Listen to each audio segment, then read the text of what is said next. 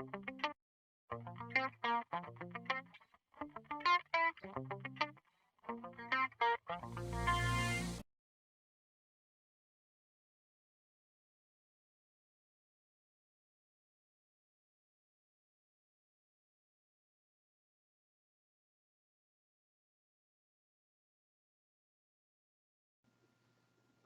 think the concept of each one of these ranges will make more sense once we start to apply advance and retard timing values to those. One thing I'd like to talk about before we leave this screen is another tool that we have up here called marks. I'm going to zoom in a little bit further and I'll turn on marks. And what these marks are, they actually provide a value for each one of these grips that we have. So that value is in time and drive shaft RPM. So it gives you another idea of the kind of control and precision that we have to control these. So I can turn marks on or off. If I zoom back out, remember we've got 1,000 of these grips across here. So if you have marks toggled on in this mode, you're not going to be able to see much. So I'll turn the marks back off. Another thing I wanted to show is this is on a 24-inch display. Sometimes at the track we don't have the luxury of having a big display. We're maybe working off from a laptop. So another tool that we have down here is being able to turn off the bottom portion of the screen so all we see is the area that deals with the profile. If I want to see the timing screen again, there's a tab down here in the lower left-hand corner and I can toggle that back on again. So let's talk a little bit about zones. What zones do, each zone, if you will, has its own set of parameters that we can assign. Depending on what kind of power adder you have, whether it's a nitrous car, turbo car, blower car, each one of those cars has different characteristics at different parts during the run. For instance, in a nitrous car, the first second or so, maybe second and a quarter, we're really busy applying retards, turning kits on, and so on. So I might have a different set of parameters that I want to set for a nitrous car than a blower car, but the good news is it works for any power adder or no power adders for that matter. So let's assign a zone by time. As you can see on the screen, it starts out at 0, which is release of the trans brake. In this case, it goes up to 3.5 seconds. If I want to reduce that, let's say I want to make it for maybe the first half of a second. So I can make that to 0.5. Maybe zone 2, I want from 0.5 to, let's say, 0.75. In zone 3, I want from 0.75 to, let's say, 1.5. And then let's add another zone. And I can add a zone with this button. And I can also save these zones once I have these set up to our library so I can recall them back again so I don't have to redo all my settings. So let's add another zone. And you can see the zones correspond by color, the zone here, the box color, and on the screen. So we did our last zone from 3.88 to 7 seconds. So now that we've divided our screen up, and we've divided up our time into different sections, maybe this makes more sense in here with the different ranges and the values to those ranges.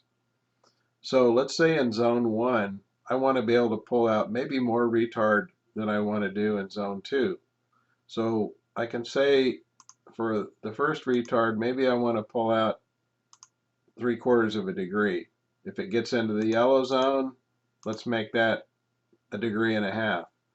And on a nitrous car, we have to be careful about how much timing we pull, so let's make that 3 degrees. And then as far as advance, works the same way. So I could do 1 degree of advance here, and let's make it 3 degrees advance if it gets into the blue zone. So basically you go through and set up each one of these zones, or in other words, customize each zone to whatever your requirements are. We also have an option here called Smart Drop Limit, SDL. What Smart Drop does is once the drive shaft RPM exceeds 76% of whatever RPM value is assigned to that zone, it kicks in and starts dropping a cylinder up from 1 cylinders to 4 cylinders, and it doesn't do the same cylinder twice. And we've proved this. It works very well on a nitrous car. We had it set to 1, setting of 1. Blower cars, you may be able to get away with more, same way on a turbo car. So I can turn Smart Drop off or on for each one of these zones. So that's basically the concept of the zones. Maybe that makes a little bit more sense now that we've actually put an application to it.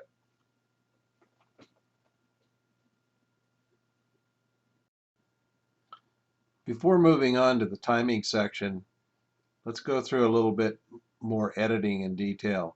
Let's say that we made a couple of runs and we realized that a certain section of the run, the profiler was adding timing throughout that section, and maybe it rattled the tires. So that's going to tell us that, hey, maybe our profile is a little bit too aggressive.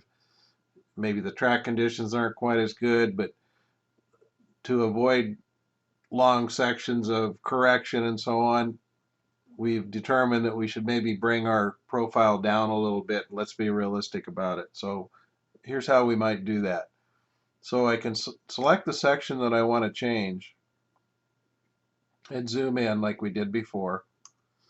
And let's say that I want to adjust the profile, let's say from 0.9 to 1.35 seconds.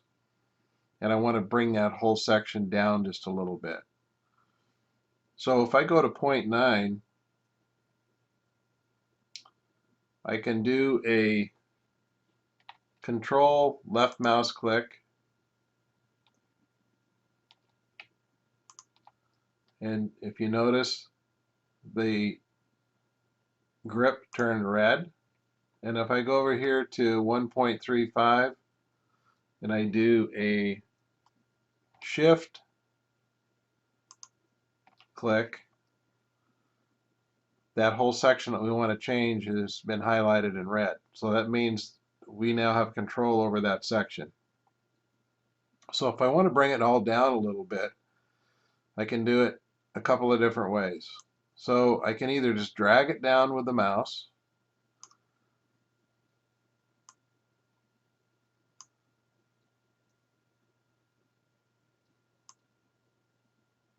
and kind of rough it in that way. A really nice feature that we have with the profiler is a smoothing function. It's up here in the chart tools. So if I select this multiple times, each time I click on it, you're going to see that those dots, or our grips, actually become a nice smooth line.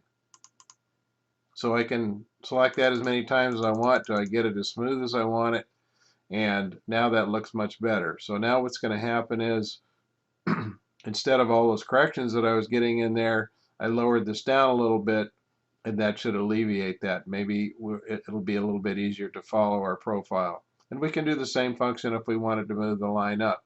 Again, you have to be a tuner. This isn't a silver bullet box. You've got to know what to do under what conditions, whether you want less wheel speed, more wheel speed, how much correction you want, and so on and so forth. But the tools are all here. That's the good thing. A couple of things I want to point out before we leave ranges and zones.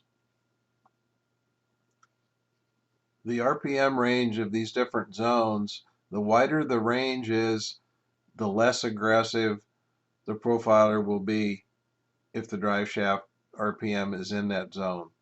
So if I narrow my zone up, it's going to catch the RPM quicker and try and correct it quicker than it is if I make the zone wider, let's say 50 versus 100, and so on.